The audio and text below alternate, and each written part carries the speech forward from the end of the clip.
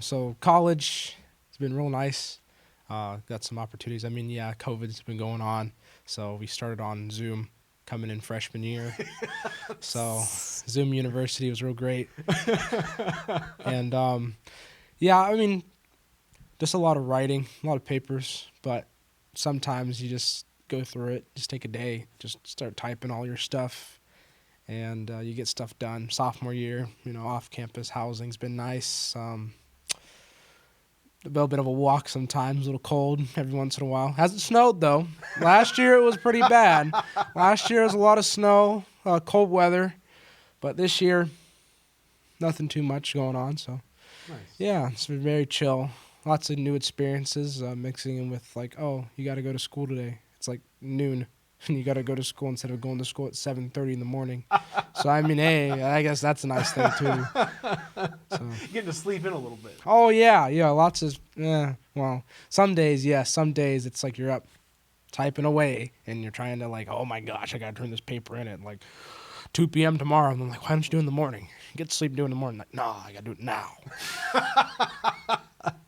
Well, good, just becoming the masters of procrastination that will soon take over this world, right? Yeah. I mean, hey, I procrastinate, you procrastinate, we all procrastinate. I think everyone's done it once or twice or every anybody time. who says they're not a procrastinator. I think they're a liar.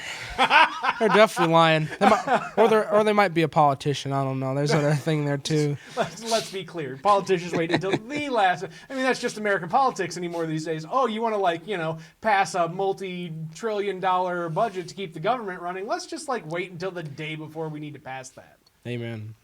That's the best time to do it is the day before to do it because everyone will be like, oh, we got to do it now? Fine, I guess. Fine. I guess I'll vote yes just to get it over with.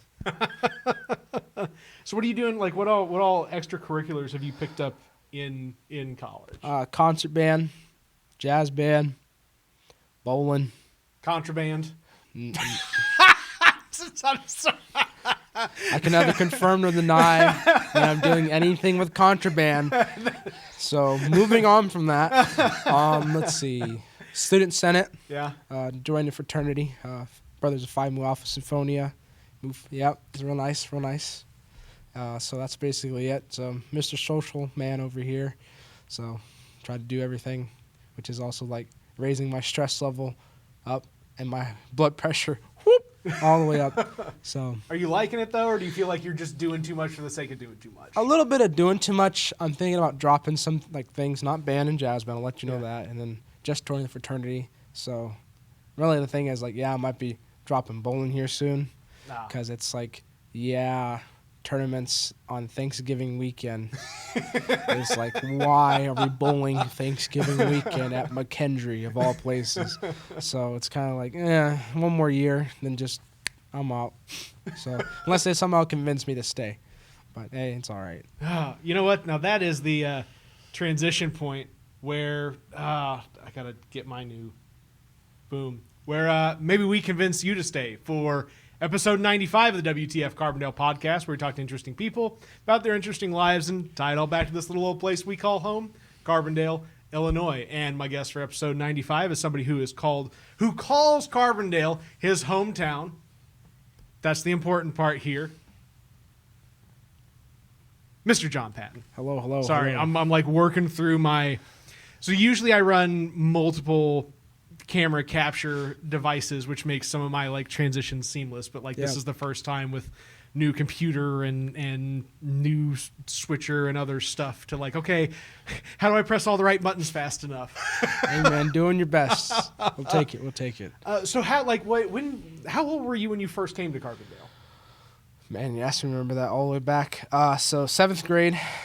Not sure how old I was. Yeah, that's ballpark. 7th grade's good. 7th grade is when I came. My kids are in 6th grade now, and they are 11. So let's say ballpark. Going to 12, CMS, 13. right? CMS. Yeah. Oh yeah, absolutely. Oh yeah, Carbondale Middle School. That's right. Great place. Go Cougars, yes sir. Yes sir. Yeah, anyone go to DeSoto?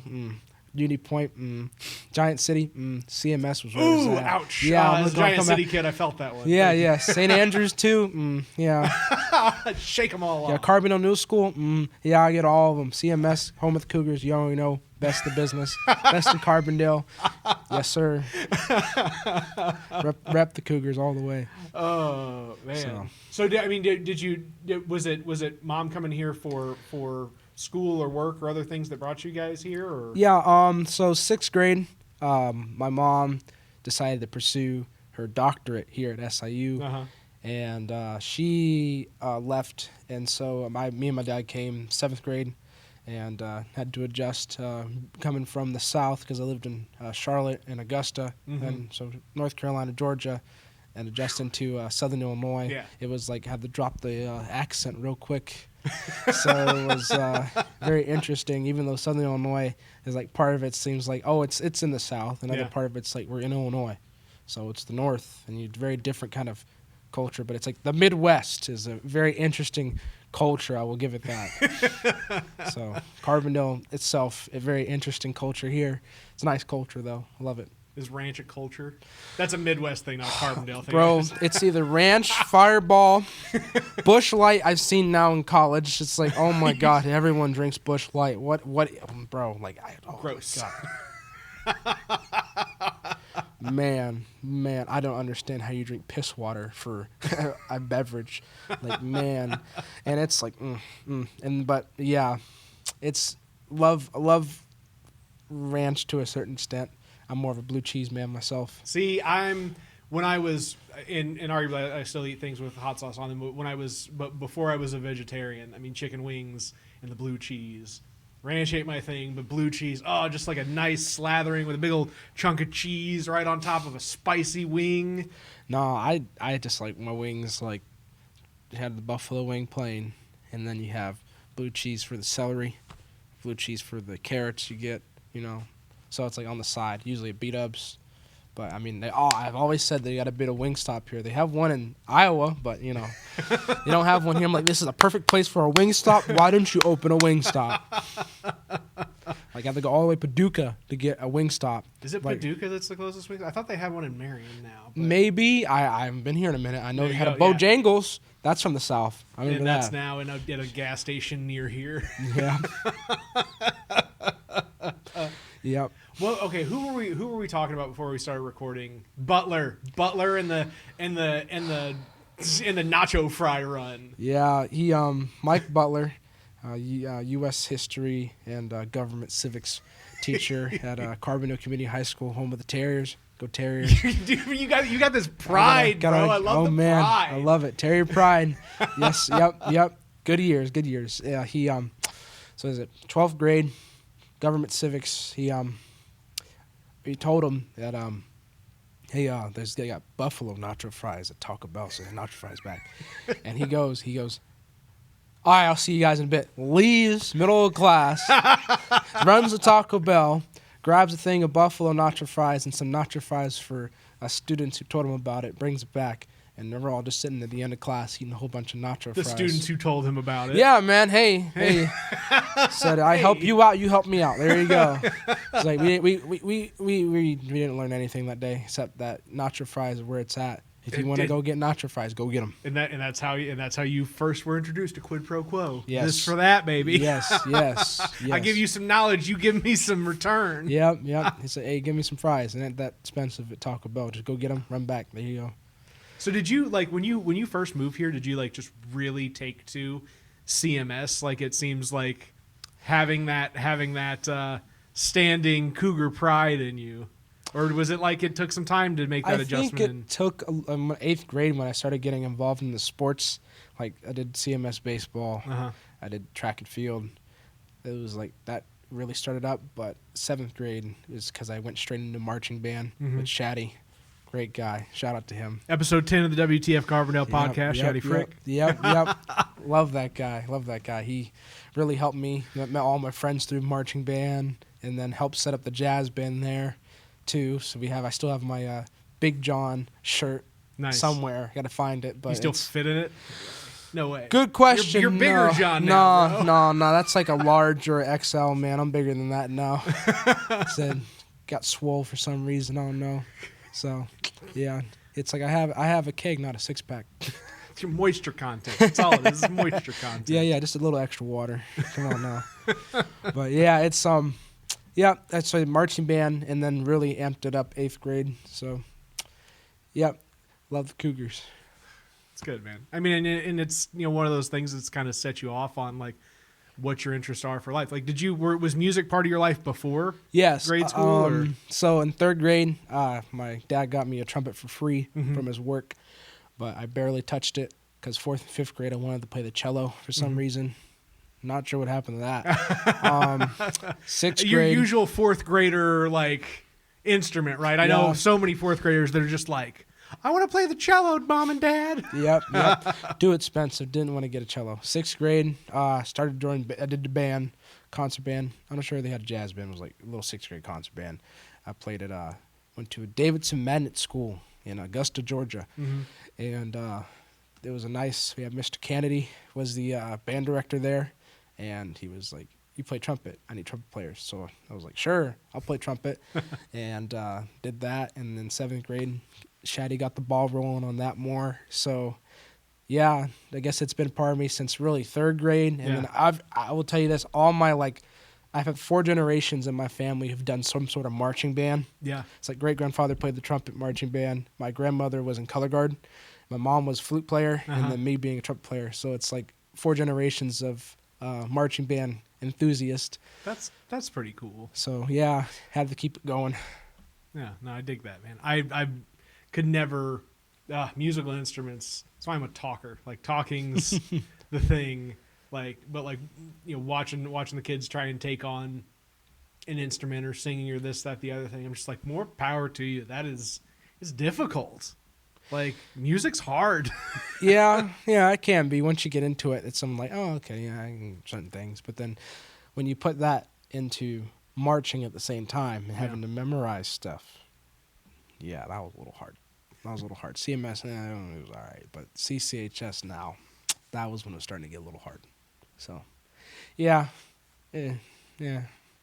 Also being a trumpet player, you got to keep that sense of pride to you because you're like, the best instrument in the band is always trumpets. You already know. So, are there rivalries within the band between the? Oh yeah, I just remember I always talked a whole bunch of crap about trombones. Like imagine having a slide, just wah wah wah wah for your instrument, and then saxophones. I'm like, imagine being made out of brass but having a wood mouthpiece. And you consider yourself a woodwind instrument when you're made of brass. Pick a side, man. And it's like clarinets, like all you're known for is Squidward, so you can move on. Oh, dang. You got something to say for everybody. Yeah. Percussionist, yeah. Beating on a drum, I don't sure if that makes you a makes you an instrumentalist or a musician. Because I'm pretty sure anyone can make a beat real quick. And then, but shout out drummers. I love drummers though. They're great. They can talk as much smack back too. Because everything about the trumpets is like you're loud and don't know what the heck dynamics are. I'm like, yeah, that's true. That's very true. Very loud, very boisterous people. Yeah, you're not really there to like guide the band as much as you are to just kind of like interject in the activities. Yeah, we're just supposed to say, here we are. We're the trumpets, the best in the business. Nothing better than the trumpet sound. He goes full Donald Trump on it. Nothing the greatest. Better, the greatest. Even bigger. Even better. The trumpets. It's in the name. Trumpets. There you go. Oh, that's a good transition to politics. So you first got introduced to the world of politics when your mom was working on the Michael Dukakis presidential campaign? Yes. What year was that? The 80s? Was it the 80s? No, you wouldn't have been born yet. No, but okay, yeah, that's mom. So my hello. Sorry, I'm not tracking real well. So but like she carried that like energy through to and for you. Yes, I think she majored in English and I think one of her minors was political science. So not sure what she did with that, but okay. But yeah, she's a communications professor now, so I don't know where the hell political science went. I mean, yeah, it's a little bit in there, but yeah, politics. So, is that something that kind of drew you to doing the student senate work? Was like, hey, this is policy, this is deliberative body, this is. I think just because people were like, hey, you should run for student senate, and I was like, sure. And then somehow they voted me in. And I was like, oh, okay, cool. And then I was like, well, I can make a change here on campus because I remember freshman year, CCHS ran for vice president for the student body. Mm-hmm. And then we won the Spirit Stick my year. Mm-hmm. And I remember it was me and Ray who ran out there and like, we're like, woo! Yeah, freshman got the Spirit Stick. Yeah. It was like really crazy. Like, how did the freshmen get the Spirit Stick of all things? So usually it's always the seniors get it. Uh-huh. And we were like, yeah, we got it. And after that, they changed the voting system. It was freshman year. It was like handwritten ballots, and everyone's in the assembly area and like in the gym writing their ballots. It's really cool. They changed it to online voting. Uh-huh. And then I never won ever again when they changed it to online voting, because I was also the access to internet here is also a struggle. I saw that here, and like there was a lot of people who like, I'll vote for you, couldn't access the internet at home. So it was, I felt like, damn, it's a little bit like, man, couldn't we also have like in-person like ballots, and actually have like training people like to have like a voting booth and counting tallies and stuff like that? Not online voting. Here's a Google form. Click it. You're done. Yeah, that is a wild exposure to like the concept of access at a very early age, and like what access really can determine for folks. Yep. It's yeah, I mean, here it was very interesting to see just the amount. And I mean, yeah, it's in like impoverished minority communities. They don't have that access to internet, and these people are overlooking that. And it's just like these people are trying to learn, trying to do stuff, and have to do stuff at home, and they can't do it because they don't have internet. And it's just like a shame that like this thing that's like broadband, 5G, all this stuff like that, and then still like minority communities and other like impoverished communities aren't getting that access that they need to have in order to have a decent education. So it just doesn't make sense to me that like of all these things saying how America great it is, and like talking about how we have the fastest internet in the world, then who has the internet though? Yeah. That's the question. Yeah. So it's like, hey, cool. There can be people with yachts and Ferraris and all these things. Like, cool, these exist. Yeah. It doesn't mean everybody gets to have access to it. Not that like Ferraris and yachts are like the big thing. It's just to say like, you can say we have stuff, right? Oh, well, we've got food. We've got shelter. Okay, cool. Who has food? Who has shelter? Yep. We have great educational institutions. Who gets access to them? Yep. I mean, saying CCHS, great school, CMS, great school. And I remember, what was it, I think during the pandemic, they sent buses around that had Wi-Fi on them. Really? So they could get internet out to like communities who could do stuff to make Zooms and stuff at home. And I was like, shout out to those bus drivers for doing that. Yeah. And I mean, shout out to the school too for trying to do that. But I'm like, I mean, you can't do that, like I say, right, like post-pandemic if we get there, like times. Yeah, there is no COVID-25. It's coming in, man. Yep. And it's like, man, like, where was this, like, all through like high school? And like, is there any way like the school can provide that internet to the community, or is that a job of like the city itself to like expand on that? Yeah.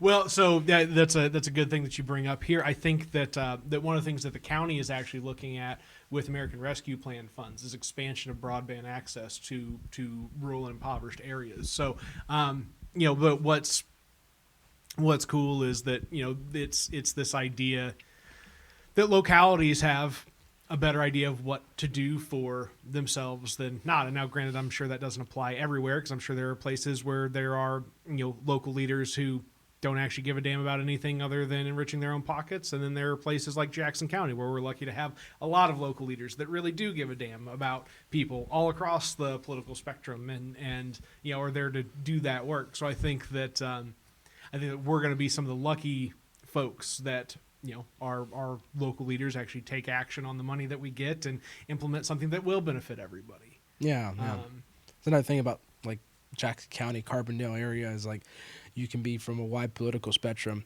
but I guess somehow we can manage to work together somehow, like whether you be Republican, Democrat. Because I remember what was one, I was very interested because I think it was when you were running for mayor. We went to there's a house party, and it was you and Henry at the same party, and I was like, why are they both here?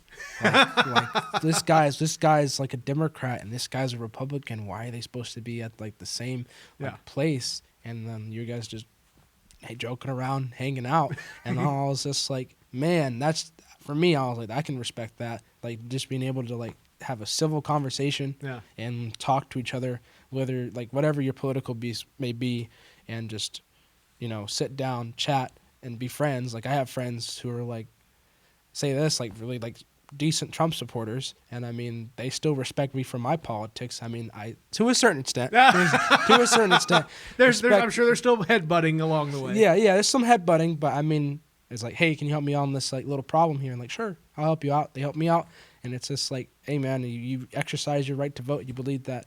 I mean, I don't have any friends who said there was no voter fraud. I have not met a person who said there's voter fraud who's my friend.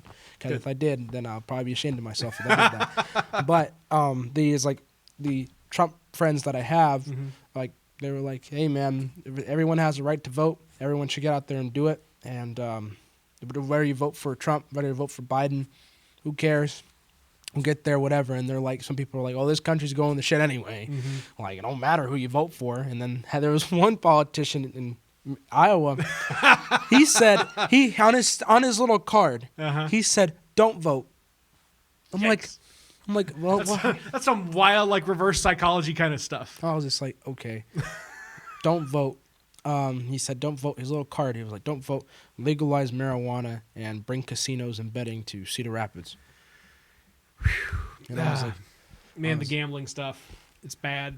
I had when I had Sheila Simon on the podcast, and I haven't read her paper yet, but she's put together some pretty critical things on gambling, and I just see with stuff that's that's expanding here that the social fallout from it is going to be devastating, and nobody's having that conversation. Nobody's like, hey, you know what's going to happen when you have a place that really foments a addictive process, that more people are going to become addicted to that process. Are they still building a casino over? Okay.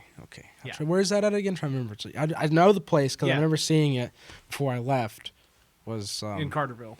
Carterville. Okay. So not Carbondale. Yeah, but I mean, at the same time, dude, it's just as bad when you've got all of these, all of the little gambling machines at every little bar and restaurant in town. Yep. And everybody's like, oh, well, we need it to survive. We need to make our money, and this, that, the other. It's like over at Murdale, right? Yeah. I mean, but I mean, it's everywhere. I think we've got a cap of like 100 or 110 machines now, which we didn't previously have. But still, it tears lives apart.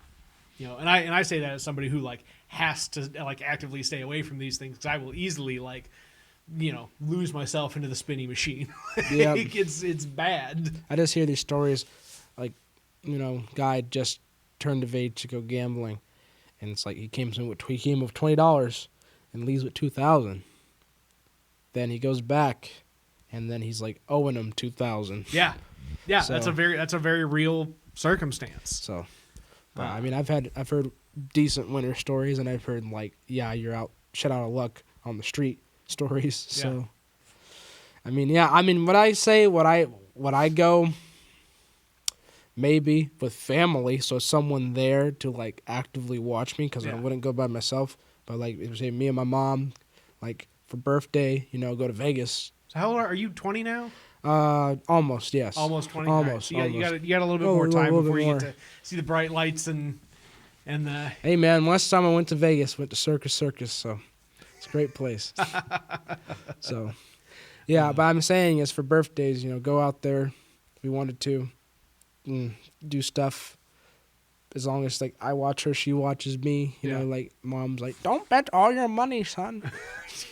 Yeah. Oh yeah. You're still not at that point to even be able to get into the casinos full on. So hey, Minnesota, it's 18 up there. Really? Yeah, it is. That's crazy. Yeah, it is. Buddy of mine went up there. That's straight up there. He's like, I'm gonna go into a Minnesota casino and bet some money, play the roulette table. Did pretty well. Came back, said, nope, not going back there again. Said like, I'll take my money and run. Yeah. Like you strike it rich once. Get out while you can. Yep. All respect to him for doing that. So happy for him that he chose that decision. Good decision making. So how's it been kind of staying in touch with folks as everybody's kind of left high school, gone off to do different things? People have stayed here. People have gone elsewhere, gone to work, gone to college, probably gone to the military, done all sorts of things. A couple people went to the military. A couple people stay here. Everyone goes to SIU or John A. That's basically what happens. Either SIU, John A., or University of Illinois. Those are your three choices. Yeah. And that for like main, like go to college. And buddy of mine I'm staying with for Thanksgiving break, John Bigler. He's doing pretty good. I'm staying in touch with him, able to come down here. He's going to turn the favor, come up to Cedar Rapids, see what it's like up there. So happy he's doing that. Going to see a buddy Friday morning. Hopefully, chilling out with him. Don't know Carson Cheney, great guy. Man, he went to, I think he went to Giant City, one of the two. Giant City Uni Point. That's right. Giant City the best. Sorry. Giant City the whitest. Sorry. Oh, yeah. Yeah. Maybe. Yes. But, yeah, I mean, some people out there doing their own separate things. I saw some people at the Kroger that I recognized. And, yeah, actually, the most surprising thing for me is that there's two people that I know now from my class who have either gotten married or engaged. Wow, that's like early. Yikes. Yeah, and I was like, and I got like one wedding invitation from one of them, and I was just like, yeah, I would love to, but no, I'm busy. I was like busy as heck, and I'm not sure if I want to come to a wedding. I'm not sure how long it's going to last. I'm getting married at 18, 19 years old, and I'm like, man, are you sure you want to? And there are some people, arguably, right, that like, they're just in love and they know, and they'll spend the rest of their lives high together. School sweethearts. I mean, you dated for maybe like 4 years, maybe longer if you went to the same middle school and somehow did middle school dating. Yeah. And then now you're like... middle school dating. Bro! Cringe.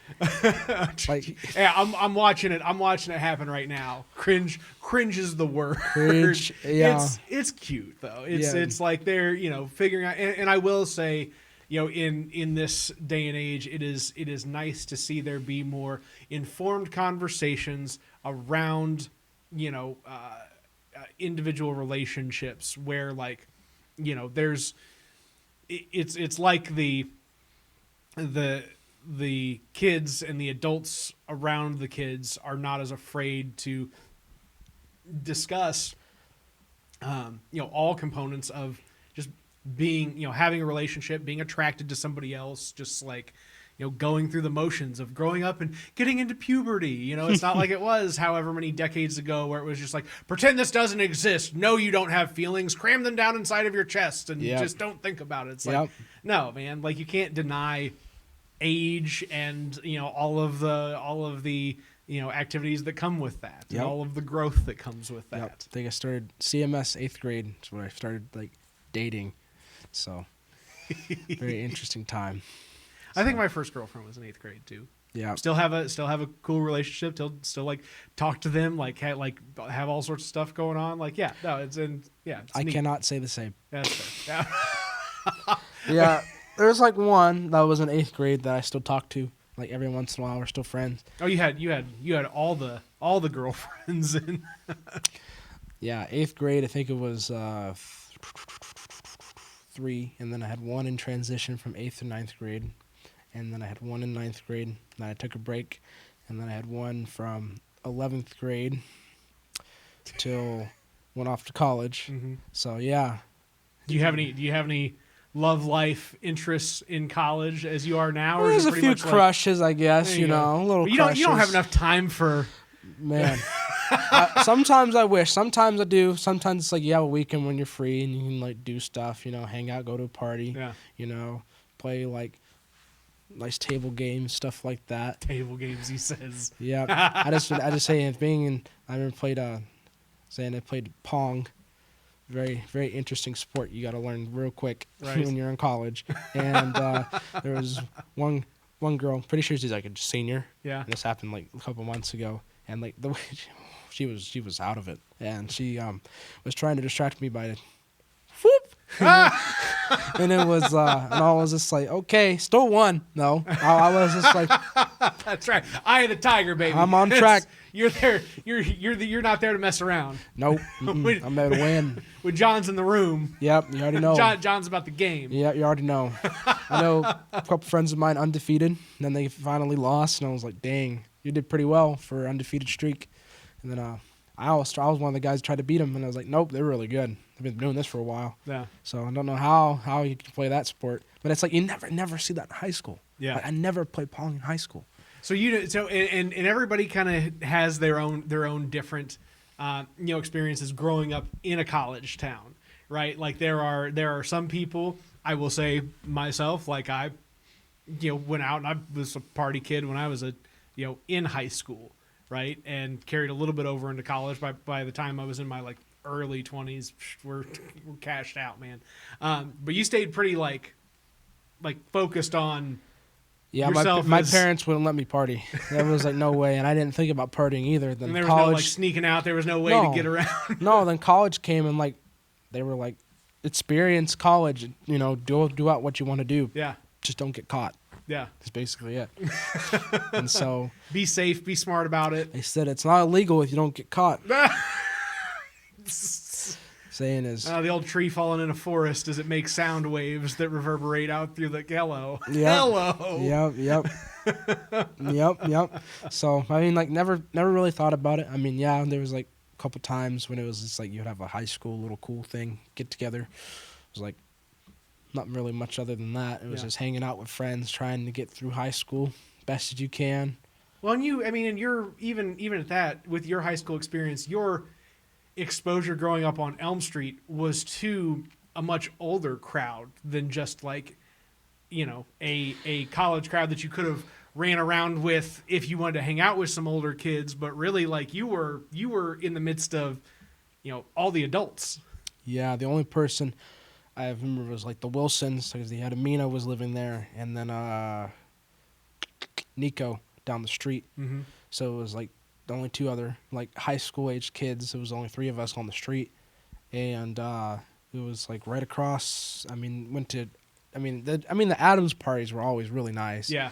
I mean, still went over there, swam in the pool over there, really nice, love them, and I mean that was really much it. There was just a lot of just sitting there socializing, and I guess really for all my life, all my friends have really been like, or people I've talked to have been like either just slightly older or like way older than me. Yeah. Just to have a conversation with stuff. I mean, now in college, like all my friends are like all class of 2020 because we all went through the same stuff. Let's all stick together. So it's like very interesting now, but high school was like, I mean, John Bigler's, he's a year older than me. Yeah. And love hanging out with him all the time. But me and him, he was in the same grade, but he's like still older, and then like just talking to everyone on the street, because everyone on the street was like pretty decent, pretty nice people. Yeah. And I mean, all of them were like way up there or have like really young kids. Yeah. And it was like very nice, very loving, friendly community that we had there. So do you think that that's had some kind of an impact on your ability to just navigate the social aspects of life? Is just that you kind of had this adult interaction experience consistently at a young age, right? It wasn't just like, there was a splattering of this or that. It was like a pretty consistent engagement with older folks who didn't just talk to you like you were a child. Yeah, it helped me out a little maturity. So it was helped me out trying to actually have an adult conversation. And there were still parts where I had to be a kid. Yeah. But it was just when I was there, it was like all serious. Let's have a conversation about things. And it's like, imagine talking to this guy, like 11th grader in high school, having this grown conversation about like economic politics or like ecology, or having this really deep conversation about history and politics or whatever. Usually it was always politics because of course it's Jane Addams. What else are you going to talk about? So yeah, I mean, it was just a lot of having to mature real quick. Same thing being an only child. Yeah. Like no brothers, no sisters. It was, you're spoiled, but you had to do all the work. All the chores. And you get all the blame too. Yep. You can't say little Joey did this, little brother did this, little sister, older sister did this. It was like it's you. Yeah, We all know it's it's only you. It's only you. Only other person could have done this maybe been the cat. That's about it. So, yeah, had to mature real quick.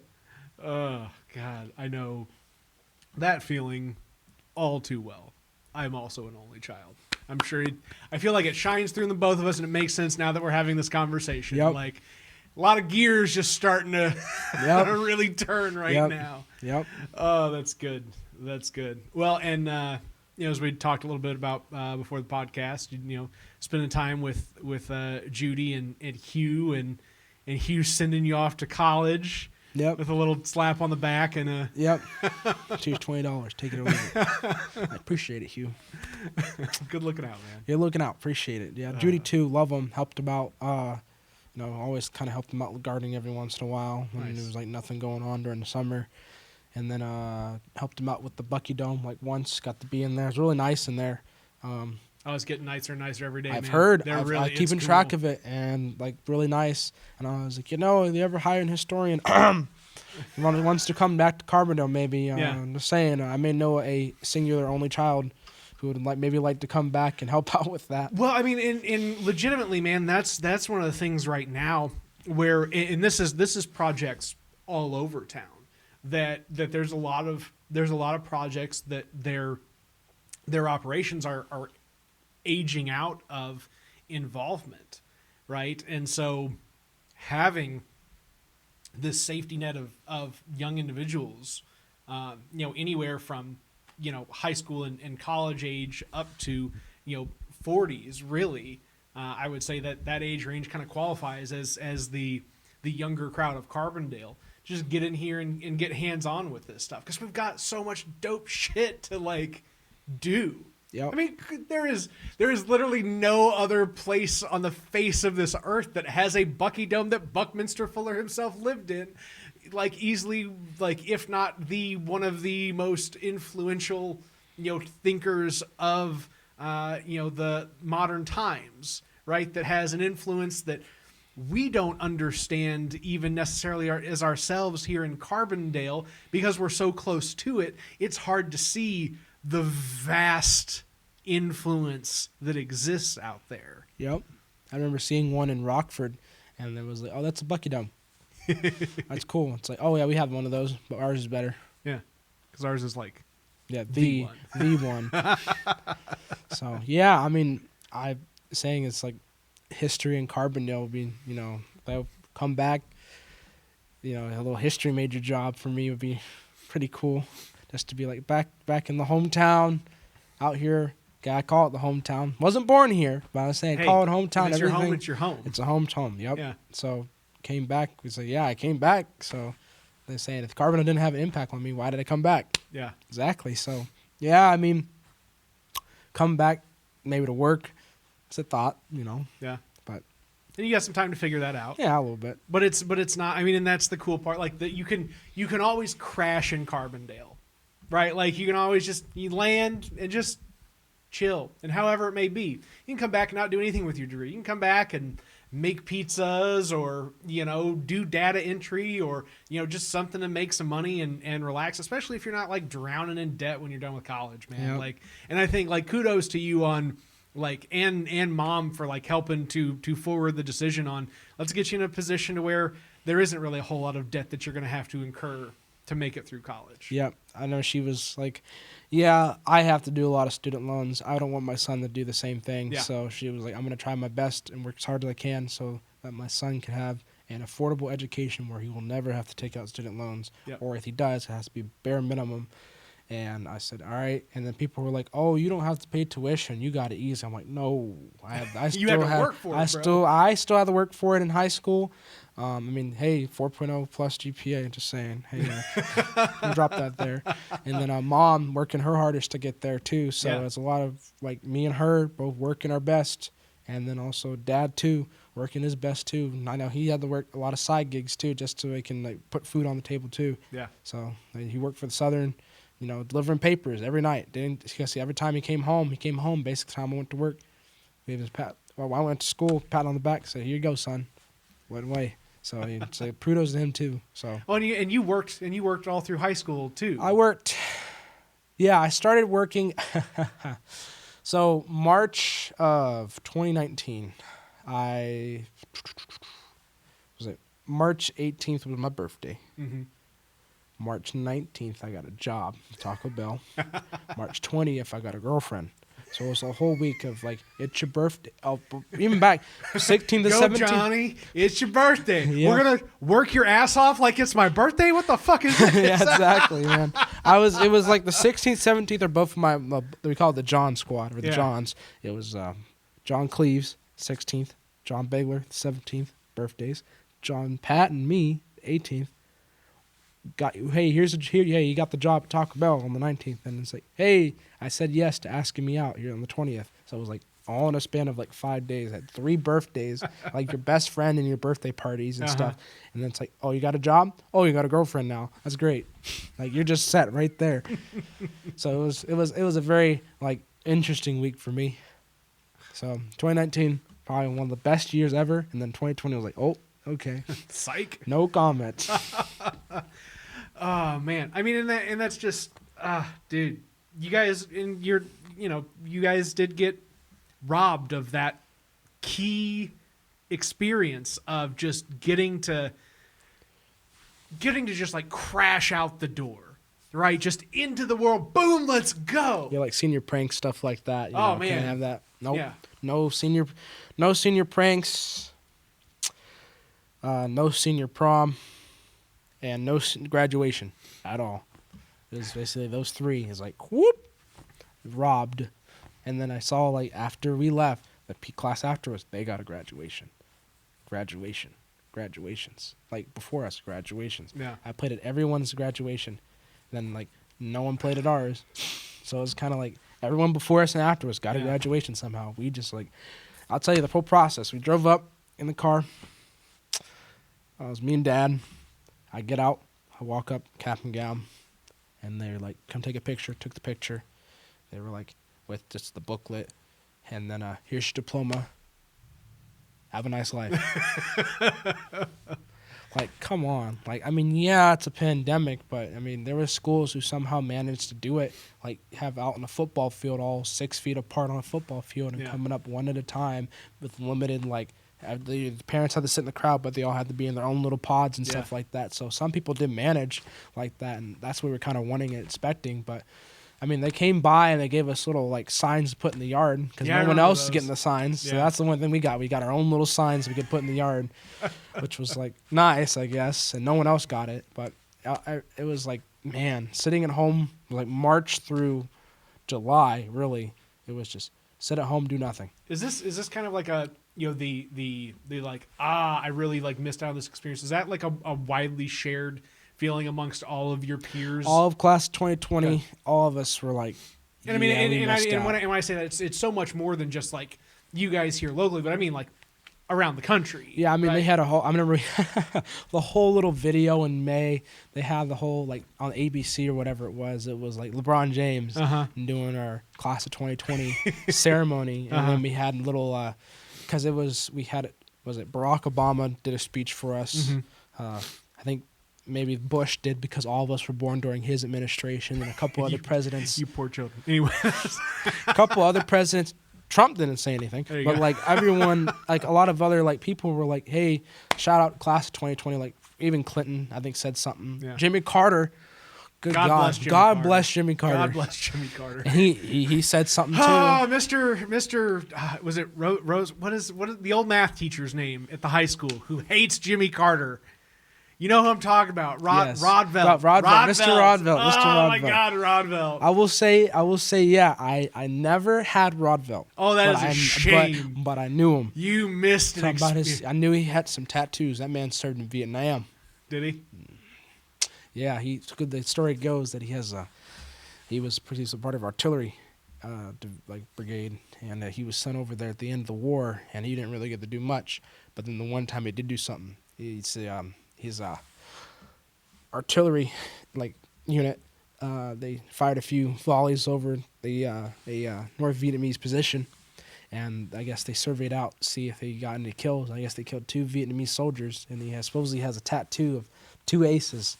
Wow. On his I feel like that could be a myth. Hey, man, like there's a lot almost like the Mr. Rogers has a sleeve tattoo all up and down. That's why he wears the sweaters. And then he said he went to serve in Persian Gulf, and he has a little X on his body for every person he's killed.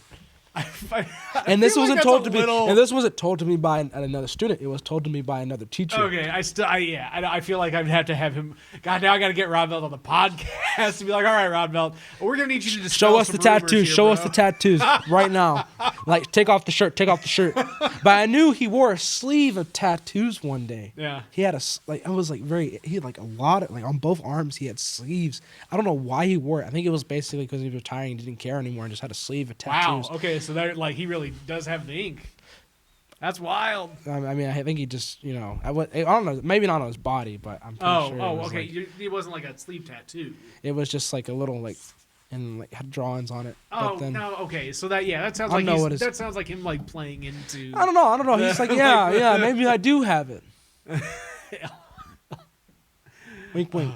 Yeah. So I can't remember if I had him once or twice in high school. It was like around the time when cell phones were starting to become, like, just commonplace, right? And he hated them.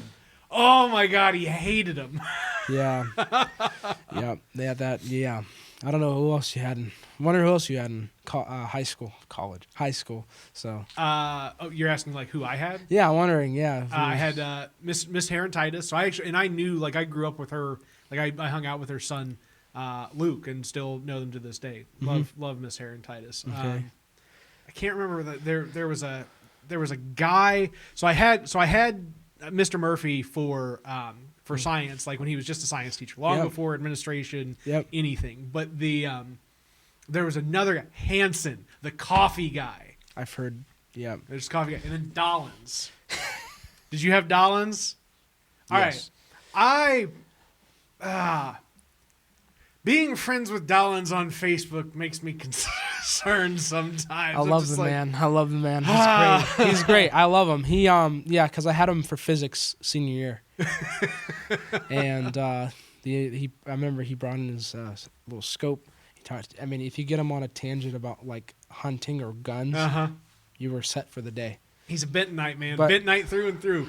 He's very funny. I love the guy. I love his little physics guy on YouTube things. His videos are pretty interesting. Hey, I know that the optimum angle is 45 degree because of that man. Yep. And the water balloon slingshot. I just remember talking about how, like, throwing a ball around the world has to go, like, was it 8 kilometers? Something. I don't remember. It was like 8 kilometers per something. 8 kilometers squared. Something to be, like, in a circle around the, like, keep in an orbit. And go around. Like the velocity of an object has to go a certain speed in order to go around the Earth. So I don't remember the exact measurements because, man, I'm a history major. I don't know. Math and science are like, I don't really care about those. What is there anything in particular that you're really interested in history that's, like, kind of your focus? Or? World War II. I always loved World War II. Like. That was my project for. And this ties right back into you hanging out with too many older folks when you were a kid. That's what rubbed off on you. Is this undying love for the Great War? I'm the kind of guy who like played World of Tanks on his mom's Mac. And had it downloaded and stuff, and played, like, little war games and stuff. And I love little Axis and Allies strategy games. I remember one. All my had friends over, played Axis and Allies. Like, look at this nerd. There's a guy playing a World War II board game and stuff like that. I love Stratego, stuff like that. I like strategy a lot and doing things. And it's like my project for the history fair junior year for APUS. I did a project about LSTs. So it was very interesting, even though my LST was What is LST? It's a landing ship transport. Okay. So the one that I did, though, was in Indiana, and it's supposed to be about Illinois, but I tied it into, like, World War II and Illinois in general, and I talked about, like, the LST shipyard. It's in, like, the northern part of the state and stuff. Is that like the landing craft? No, they're the ships that carry the landing craft. Okay, all right. So it's like you have them on the strapped on the side. You have the little, like, ducks, the old duck boats, or little just LVCs coming in, and and then it also can carry tanks as well on it too, and like little like transport trucks, whatever. And they send in like the troops off the sides first, and then once the beach is secure, they land the tanks and roll them in. It's very interesting to learn about that stuff. Yeah, it was very interesting. I got a little behind the scenes of the ship that I went on too, so it was really cool. And it's also like a flat bottom and not like a like curved, like how ships have like interesting. Like I always think it's very interesting how ships have like this kind of like bottom of the ship, and it's a flat thing. So I guess that's it's like it rocks a lot more, which is like really interesting. It's like that I would have to ask Dollins about the physics about that, but you know, it's like the way they built them, and built in Illinois too, and they were built in Illinois and sent to Europe to go fight the Germans. So yeah, give it to Hitler. It's the Germans. What do you see as like the value in still studying World War II and its application in like the application of the study of that war and everything surrounding it, right? The lead up to it, the fallout from it, you know, the way that has shaped, you know, modern global society, and like what remnants we're still hanging on to as we trudge into the 21st and a half century. Sorry. Well, the with World War II, it's mainly the reason why I want to study history in general is that you learn the past and teach it so it doesn't repeat itself. Like the bad things don't repeat themselves. So if you don't learn about like Hitler, World War II, the Nazis, and like also like Japanese atrocities in China, then what's going to say that that's going to happen again with some other country? Like, I mean, in the United States, Japanese internment camps. Like these are people who are American citizens and or just came over from Japan, and because of their race being tied to a country, they were locked up in camps in the middle of the desert. And people don't really talk about that as much. And I mean, like, you don't see that happen to the Germans, the Italians. Like, yes, there is cases that it happened on very small levels, but only really to like German people who just immigrated to the United States. But Japan, it was like everybody. Yeah. So it was like, and people don't talk about that at all.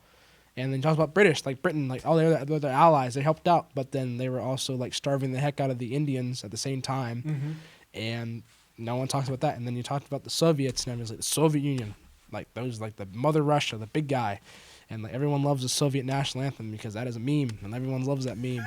And you sing it all the time. But you know, everything would happen with Stalin being the man he is. Yeah. And people got to learn about that stuff. I mean, I still say the same thing. You have to learn history so you don't repeat it. Yeah.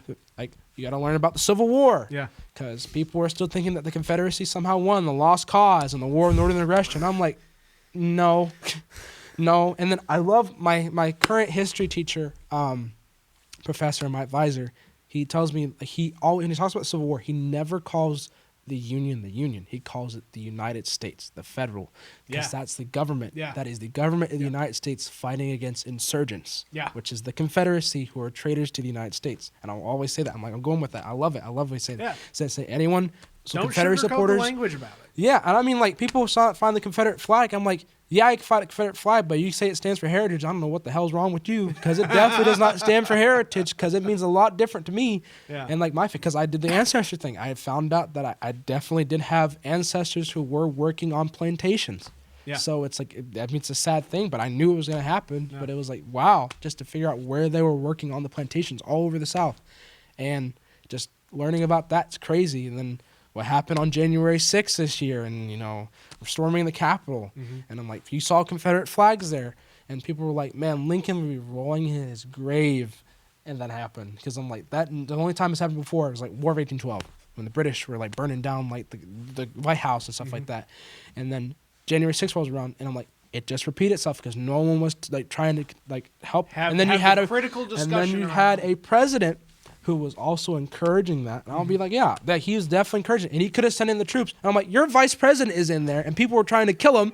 And you're just sitting there like, wow, man, there's good people on both sides. Yeah.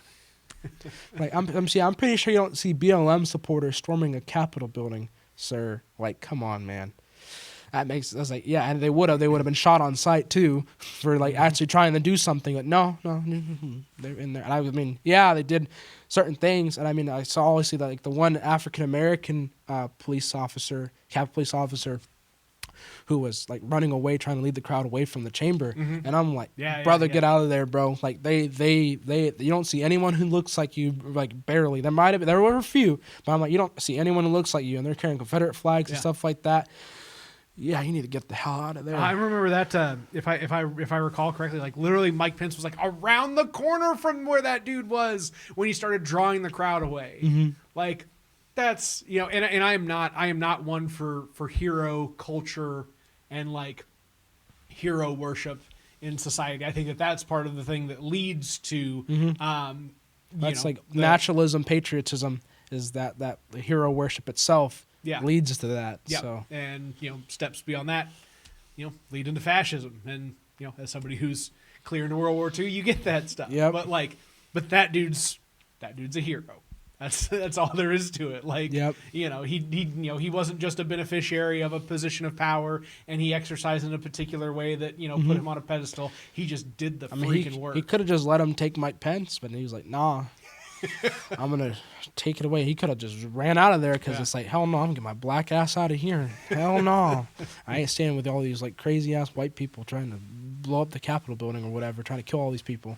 So it's like, kudos to him trying to do that. But I know there was also some instances where people were saying that the Capitol Police were trying to let people in, and there were some people in the police that were actually in the crowd. And it's just like, man, how is that like knowing that people were sworn to protect and serve are storming the Capitol building? And there was people in Iowa from like Cedar Rapids who were there, and we figured it out. They're all ratted out. There was a guy from Marion that I heard. It was like they're saying Southern Illinois has them too. So people exist everywhere, man. I mean, it is when the individual disconnects itself from the individual and becomes part of the group, and the group guides in a very bad way. Yeah.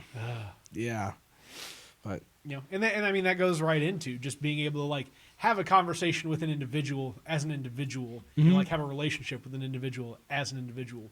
But then when people are in groups, they begin to fragment and fail to connect with each other's humanity, and that's when, you know, one set of folks starts to lose humanity, and the other set of folks lose their humanity right along with it because the push and pull of it. Very Squid Gamey, right? I watched like clips of it. I've not seen the whole thing. It's pretty good. Yeah. I'll look at that. It's pretty good. Pretty good show. Definitely getting a season 2, I've heard. So nice. Pretty good. Yeah. I mean, it kind of closed out like that, didn't it? Yeah. If anybody's watching this podcast and they're worried about like Squid Game spoilers, wrong place, wrong time. Like, No. I'm pretty sure also it's already been out for a minute. So if you don't know, then I don't know what the heck, and all the memes and stuff have been on, all the people doing stuff. Yeah. So, but I haven't taken a modern Korean history class too, and we're talking about that a lot. And like the Parasite as well too, when that was big, and like the first like international like thing besides like maybe Britain or Australia, like really the first Asian country to win best film, best picture at the Oscars. So that was like, wow. And I mean, besides like, well, Moonlight, that was like really like African Americans getting like their spotlight too. And then like now you have Koreans getting their spotlight and getting a nice movie. So you see how also the movie culture is changing too. So being a Carbondale resident and getting to go through the Carbondale school system, has that provided you a better insight than if you were just in a homogenized, school system where it was, where it didn't have as many different people from all over the world exist in it? Like, has that kind of had some sort of an impact on your ability to learn and to like better engage in these topics? Like when you're looking at, history from an international or modern perspective? I would say, yeah. I mean, it have really helped. Having this amount of international, like stuff going on with the college and the school, and I would say I really didn't know much about Islam and like culture, like of Islam itself, and then even Catholicism, didn't know much about that. And there was like those two. It's like I learned more about by talking to people from like St. Andrews, and then other people from CMS, other schools around here, who were Muslim, and just having a conversation about that was very interesting. Yeah. And like, wow, just having that. But for teacher wise, I would say like, well, not teacher. I mean, peers really. Peers, I mean, mainly peers, because we're talking about kids. I mean, I just think of the folks that I got to go to high school with, and my immediate friend circle, and how like I would have my mind would be so much more narrow if there wasn't just that friendship and that interaction with folks that were from all different places and all different walks of life and all different class sets and all different race and all different religion and so on and so forth, right? Just how that yields an ability to better navigate, especially for somebody like yourself that's in history, right? Where you have to learn just these different nuggets of information and activity that occur in different points in times across different cultures and geographical places. Yeah, I mean, my best friend, I feel like meeting friends who were like really like moving out in the country. You think they're like rednecks and stuff like that, and then they're like, oh, like this guy's like a really like socialist Democrat. Like, that's like real crazy. Like how? Like what the heck? Didn't think that was a thing. But yeah, and then like people who like, you're assuming like, oh yeah, all African Americans have like leanings toward the Democrats, and I've like seen like one or two of them who are like really like Trump supporter Republicans, and it's like wow. The thought there was like, wow, I didn't know that. Wasn't thinking about that at all. People exist everywhere in all different ways. Yeah, that's what Carbondale help out with that. I mean, also, I've had good experiences, mostly good. I mean, I've also had bad experience. Like I had junior year, I had a teacher. Like I haven't had not a lot of African American teachers. Yeah. Like first one I had, third grade, my third grade teacher was a black woman.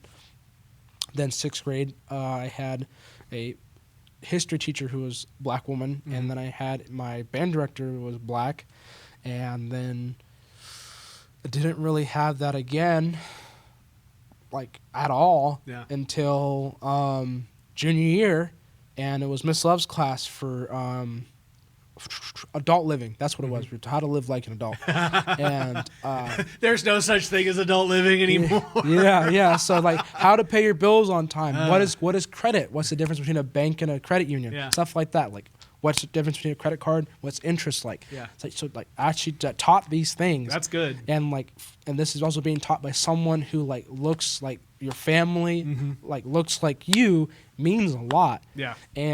But there was also problems in that class. We had some students in the class who, when Trump came to Murfreesboro, they went over there, and then they came back the weekend after wearing all their Trump stuff, and it got heated. Yeah. And there was some talk between the African American and Latinx people at the school and in the classroom, and the Trump people weren't liking that. And then I think we had a whole thing where they wrote a whole bunch of names on a list, including mine. Oh, and shit, I forgot all about this. You remember this? Yeah, they wrote on there, and they had like slurs next to it. Like they had N-word, and they were saying stuff like they were going to lynch and like drag and kill a whole bunch of these people. And they had guns at their homes, so they found guns and stuff. And I know what happened to some of there was three of them. I know what happened to two of them. The third one, he came back eventually, and then we somehow became friends because I guess he had a whole change of heart, which is very interesting. Very interesting guy. I give him that. Hey, man, if you got to do something bad to change your life to something good, yep, I guess. Yep. But I mean, that whole experience was very interesting, and especially I would say for Miss Love, it must have been a crazy experience. Like these students are like trying to say they're going to lynch and kill you, and calling you the N-word, stuff like that. Like not like saying it to you, but on paper, like written down. And then the school didn't handle it very well. They kind of said there's no racism at Carbondale Community High School, and I was like, bullshit. There is. Yeah. You can't say there isn't.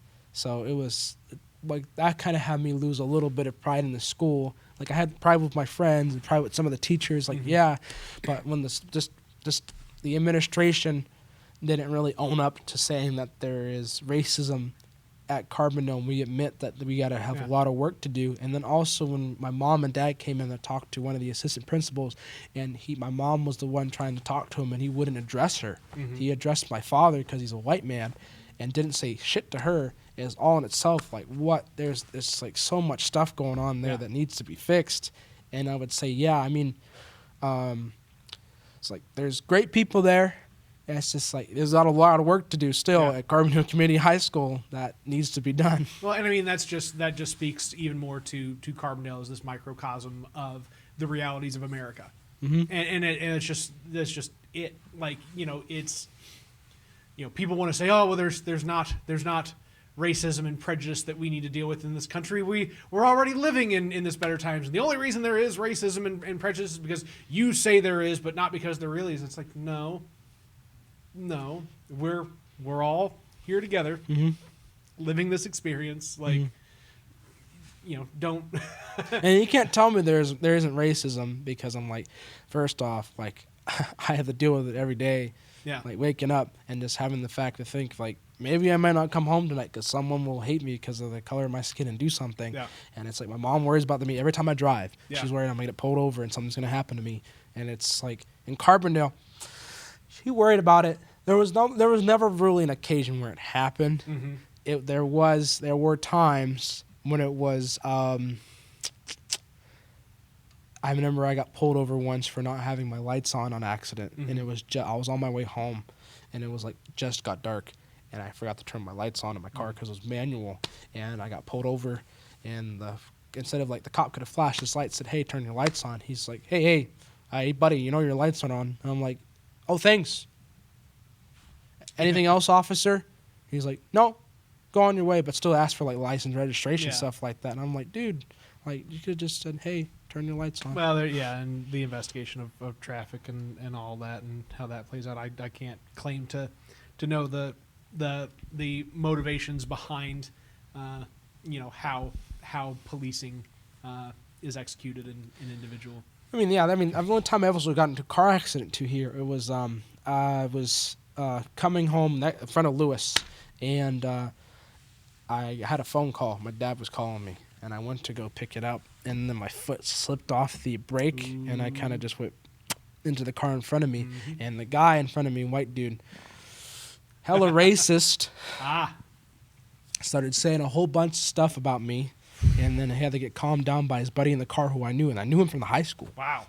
And the only thing I did to him was I knocked out his reflector on his car, and I was like, "You could have handled this a lot more." And he called the cops on me, saying I was threatening him, stuff like that. Jesus and Christ, I was like, man. "Okay, buddy." And then his mom also worked at Lewis and was like, "Son, calm down. This man did nothing to you except hit the car. He could have got insurance." The cops came, like, "What's the problem?" And then he was cursing me out, and I told the officer like everything, like, "This guy's been calling me racial slurs.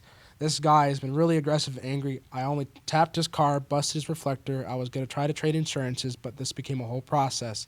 And then the cop said, "Okay, here's an $80 traffic ticket. Go on your way." Yeah. And I was just like, well, you didn't have to give me the traffic ticket. But then the county clerk, I don't remember his name, Bird? Yeah. Yeah. He's like, "You don't have to pay that. You're fine. Go on your way." It may have been the state's attorney. I didn't. Whoever, what was it? He just Wherever said that it was a city ticket though, and then Oh, it it was okay. But it went to the county, and then the county clerk said, "This is bull. You don't have to pay this stuff," and he said, "Just throw it out." And I was like, "Appreciate it." So it was like, but still, like the whole thing, he didn't have to call the cops on me, cursed me out, said a whole bunch, called me the N-word, stuff like that, and then literally like tried to say that I was threatening him, and I'm like, "What's threatening about this? Like I'm just a guy, just accidents happen. Your I'm existence. trying to give you, yeah, exactly." No, I mean, and it's just it is not something that just goes away with policy or a statement or this, that, the other. It is baked into our society. It is coded into dozens of generations of people's DNA. Trauma and white supremacy on all in all ways. Right? Like it's And to say like Carbondale doesn't have that is also like that's bullshit. Yeah. Like I mean, yes, Carbondale's a nice town and it's like a nice place to be, but like you gotta admit the fact that there is still like racism, systemic racism, prejudice, sexism, homophobia, all the isms still exist here because it's like you can't escape it. Yeah. And it's like it's America. It's rooted into our system that all these like isms and phobias exist because of like years and years and years of stuff and people not learning from history and trying to pass down the wrong history of like the certain peoples and like calling them demons, calling them like heathens, and like they're beneath us. It's all like it's all rooted in the system, and it's the Carbondale cannot escape the system. It's a part of the system. Yep, man. What we can say is we are working on it. Yes, right. That's what makes it a better community. Yes, is the fact that we have people that will acknowledge it, and then have people that will in turn work towards the next step in betterment, whatever that looks like. Like if Carbondale wasn't getting better, then like why did I come back? Why would I come back and visit? Like I still have friends here. I still have stuff here. Like if it wasn't like I felt safe coming back here. Like I didn't think like I felt safe driving out at night.